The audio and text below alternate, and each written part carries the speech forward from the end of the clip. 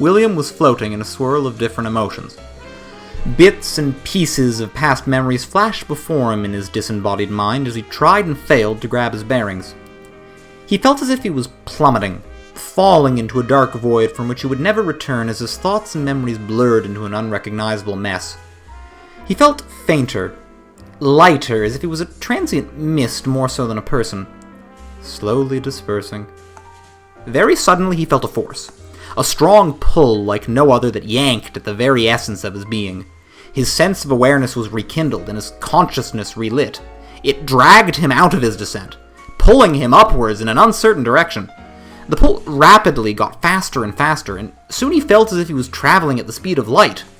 The endless void he was floating through grew distant. Gradually, things like the smell of the air and the feeling of cloth on his skin got back to him. His mind started to awaken, and he fought back the urge to sleep until finally, with what felt like a Herculean effort, he opened his eyes. He found himself on a bed, a hard one inside a dark room. "So," said a voice coming from a shadowy corner, "you've finally come to." William was suddenly made aware of a figure standing opposite from him in the darkness. He could barely make out the silhouette of her face, faintly illuminated from a cigarette that she was intermittently taking puffs from. "Certainly took you long enough. You even slept through dinner," the figure said, musing to herself. William was gripped by fear at his unfamiliar surroundings and jerked his head around desperately, trying to get a sense of his location. All he could figure out, however, was that he was wearing prison clothes and one of his walls was made up of bars, leading out to a much larger complex. "Where am I?" William shouted. Trying to gain control of the situation, he jolted up from his bed. He would have gotten up and confronted her, but he found himself terribly weak. Almost seeming in shock, she muttered to herself, "Oh, don't tell me." "Tell you what? Where am I?" William demanded, his alarm and concern increasing as he realized his memories were a blur. All in bits and pieces, he couldn't even remember what he was doing an hour ago. Still, he felt an immense amount of distress at the predicament he was in, and he knew he didn't belong here. This situation was very, very wrong. The figure in the corner let out a long, cackling laugh, and William felt on edge. With an almost gleeful sadism, she exclaimed, "You're not just a transfer. You're new, aren't you?" William's anger was dissipating, leaving only his creeping fear. Slowly and firmly, he asked the question once again, "Where am I?" "Do you really want to know?" She turned and faced him directly. A devious smile spread wide across her face. William hesitated for a moment before gathering his courage. "Yes," he answered shakily. She abruptly got up from her resting position and dragged a makeshift wooden stool to the only window within his cell. "Take a look," she seemed to gesture with her hands. Uneasily, William took his first few shaky steps out of his bed. He still felt quite weak, but he wasn't going to refuse her now, and so he pressed on, trying not to fall. Precariously, he stood on the stool. Clinging to the iron bars of the windowsill, he hoisted himself up, and was taken aback by the scene in front of him. Up above, he saw only darkness. Not even the light of the moon was there to penetrate a black abyss that seemed to go on for miles. It was an utterly consuming black, devoid of all life. Looking to the walls, he got a sense of the sheer scale of the facility he was in. To the left and right of him, as far as the eye could see, there were thousands. No, there must have been tens of thousands of rooms just like his. The farther he looked, the more the walls seemed to curve, like they were all conglomerating together to form utterly massive circular rings. At least, he thought they were circular. So massive were they that he couldn't actually see where the walls ended. They stretched far upwards, but not infinitely. He could see several distinct sections of the wall, each one smaller than the last, and they tended to shrink as they got higher. With all this information, he thought the complete structure must have looked something akin to a cone, the curved walls around him sloping to an eventual tip somewhere at the top of that black abyss. As impressive as his structure was, though, William's eyes were inevitably drawn to the bottom, and it was a sight that would be burned into him for the rest of his life. He saw a sea of flames, a roiling inferno that danced below him. It was no mere fire, but looked to be perhaps the largest volcano he had ever seen or known existed. An endless sea of magma, constantly burning. The heat of it was staggering. He was a good distance from the flames, but even still, just poking his head out from the bars, he felt like his face was going to melt off. The strong stench of sulfur in the air, accompanied by the endless billows of smoke, made him want to vomit. Both mentally and physically, he was being assaulted, and the overwhelming pressure sent William staggering backwards in shock, his stool toppling over and sending him tumbling onto the floor. "What's the matter? Don't like what you see?" the figure asked mockingly. "I'm sorry to tell you, but you're going to get well acquainted with those flames." What was that? William was dazed and left reeling from the shock of the fall. His voice just meekly mumbled his thoughts. As if she was waiting this entire conversation for the moment, swiftly she replied, "That's hell, and you're not far from it." A silence filled the room as William was forced to contemplate what he just heard. The figure leaning against the wall once again laid back and eagerly awaited his response. Just a few seconds later, she heard hysterical laughter. "Have you lost your mind?" William said jokingly, trying to suppress a snicker under his breath. "Don't be absurd, now you're just talking nonsense." It was clear as day he wasn't taking what she said seriously, and this caused him to gain a lot of confidence. Hell? Literal hell? That idea was so absurd to William that he denied it out of hand. Obviously, this was just some sort of kidnapping, and the person here didn't know any more than he did. His captors would probably arrive in the morning, eventually, and he'd get a proper explanation of whatever was happening to him in due time. There was no need to listen to this lunatic. Chuckling to himself, he slowly inched backwards on his bed.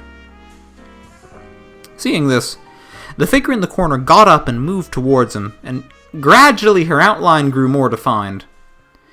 As she slowly approached, he could make out several details from the flickering glow of her cigarette butt.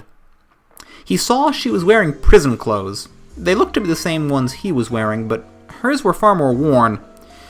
As she got closer, he also realized she was younger than he thought. Didn't look a day over 25. When she was about a foot away, she put down her cigarette and quickly dashed towards him until she was nearly an inch from his face. Then turned on her lighter. She had short, messy blonde hair covered by a flat cap she wore and dark brown red eyes? She was staring directly at him. "I know this all might be a little hard to swallow," she said as she took her free hand and lifted her flat cap above her head. Sitting amidst a head of golden hair were two jet-black horns, fused directly to the scalp. She gave a big smile and told him, "But you better believe it, kid." Reality came crashing into him like a truck, and a great terror filled his soul. He desperately wanted to believe this was all fake, but he couldn't explain what he was seeing. No longer could he completely reject her assertions. As the realization hit him, he panicked. Fear took hold of him and he violently lashed down at the perceived threat. "Devil! Devil! You're the devil!" He screamed as he violently pushed her away. With newfound strength, fueled by fear, he threw his arms up and started kicking. She was quickly pushed off and had to take several steps back to regain her footing. "Cell number 782114. Shut up, or I'll make you shut up." A loud, muffled voice that sounded like it was from an old radio echoed throughout the hall. William gripped his head and curled up on the mattress. He couldn't handle this anymore. Was it real? Was it fake? He didn't care. He just wanted to leave. He wanted to go home, away from this dark and scary place. For her part, The lady did not seem concerned about William in the slightest. Repositioning herself on the bed opposite to his, she relit her cigarette. "I'm flattered, but you're a little off on that one," she said idly, completely ignoring the near breakdown happening adjacent to her. Hearing her comment, William was sent back to reality briefly. He adjusted himself on the bed and tried to calm down. I am?" William stated, trying to eliminate the shakiness in his voice. With a look of exhaustion, she replied, "Of course I'm not the devil. If I was, I wouldn't be stuck in this joint." "I suppose that maybe makes sense," William thought. Well, he didn't really know what to think, but he couldn't just be jumping to irrational conclusions like that. Steadying his breathing, he tried to think straight. He knew what he needed was a clear head and a calm mind. He couldn't just panic every time he was in a stressful situation. Then what are you? You have horns," William asked out of genuine curiosity, a shot in the dark to try and break the tension in the room. As if suddenly self-conscious, she put her cap back on. I'm just a run-of-the-mill demon. You'll see a couple of them around here," she said bashfully. "You're a demon?" he shouted fearfully. To William, that was not much better and frankly terrified him. A look of displeasure entered her face. "I have a name, you know. It's Vic," she said angrily. And demon or not, I'm still a person, so don't look at me like that." William realized he had touched a nerve and genuinely tried to apologize. Sorry, the name's William." Soon enough, the atmosphere cooled, and despite the utterly alien environment he was in, he found himself starting to relax around this strange woman he was sharing a room with. Even though she was about as cuddly as sandpaper, the fact that he had someone to talk to was strangely comforting. He got up from his bed and started to pace around the room.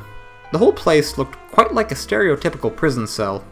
There were 2 beds, with cardboard mattresses and paper-thin sheets bound together in a simple metal frame, and the only other furniture within the room was a scrappy stool and a sizable amount of stuff under Vic's bed that he wasn't going to touch. Looking outside the bars of the prison, it looked quite dark, but he could tell there were many other rooms just like his. Where are we really? William couldn't help but question. "I know you're not going to believe me, but you're in cell block 137D, on the 9th and lowest ring, perched right above the fiery pits of hell," Vic said nonchalantly, as if the fact had become mundane to her over time. "New arrivals like you aren't too uncommon. Come here every time a damned soul isn't quite ready to leave the earth." "Right," William said sarcastically. "Oh, I can already tell you're gonna have a great time here," she said, laughing to herself. "You'll be robbed blind before the week is over. I wouldn't even give you a day." William rolled his eyes. "It's a little hard to be robbed when I don't have currently a single possession on me. Do you really know what you're talking about?" Vic cracked an arrogant grin at his expense, exclaiming, "Looks like someone hasn't checked his pockets." "What are you—" William was about to object before he looked in his pockets and indeed found something. In his left side, there was a small gold-looking coin, slightly larger than a quarter, engraved with the bust of a man he couldn't quite make out in the dark. It didn't look like any coin he was familiar with, and it had no writing. He threw his hands up in the air as a sign of mock surrender. "All right, I'll give. I have a single funny-looking token that I don't even think is money." "I wouldn't mock that gold coin of yours," she said warily. "Why's that?" William responded. Looking like she couldn't be asked to explain it to him, she sluggishly pointed a hand to a faded series of scribbles on a piece of paper tacked to the wall. "This is quite elaborate," William muttered to himself. If this really was a kidnapping, then he no longer knew where it was going. "You don't know the half of it," Vic chimed in. "And that's just for this week. Those prices change every month." He began to take Vic more and more seriously by the minute, and it was slowly dawning on him that his situation might be a lot more complicated than he initially expected. Alright, thanks for letting me know about the economy here. I suppose I can buy a good deal with this coin. Anything else I should know? Vic looked at him like he was a naive fool. Oh, there's plenty of stuff you should know. We could talk for hours and still not cover it all. About the rules, about the hierarchy, about the games. William's shoulders sunk in as he slumped over in his bed. But you're not going to tell me any of it, are you? He responded with not a small amount of resentment. You really are a clever boy, aren't you, William? She smiled at him. Honestly, though, you should figure this place out for yourself. If you need someone to hold your hand, then you'll be dead by the end of the week. William turned away, not buying a word of what she was saying. Refusing to look at her, he went sulking into a corner. Not that I think you have any chance of surviving here for any real length of time, she unnecessarily clarified. I want to live, Vic. He responded to her in an almost silent mumble, clutching his fist underneath his bed. Wherever I am, my life, it can't end like this.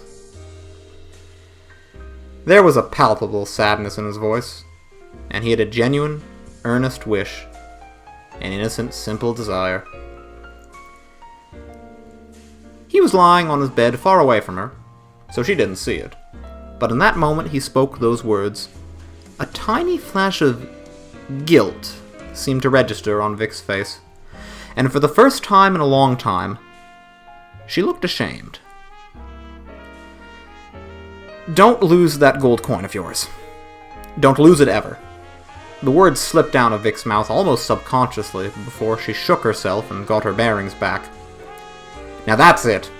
I've lost enough sleep as it is, and I'm going to bed. When the morning comes, you'll be called up for roll call and given blunt instruction. We'll see your worth tomorrow, Vic responded, almost seeming frustrated. I never amounted to anything in life. I doubt I'd amount to much in here, either. William joked in a sort of pathetic way, and the room quickly grew silent. Vic went to sleep, and he didn't want to join her, but the room was locked tight, and he had very little choice but to wait. After a few minutes of postulating, he quickly found himself losing consciousness, and lying back on that bed for a rest, simply hoping for the best tomorrow.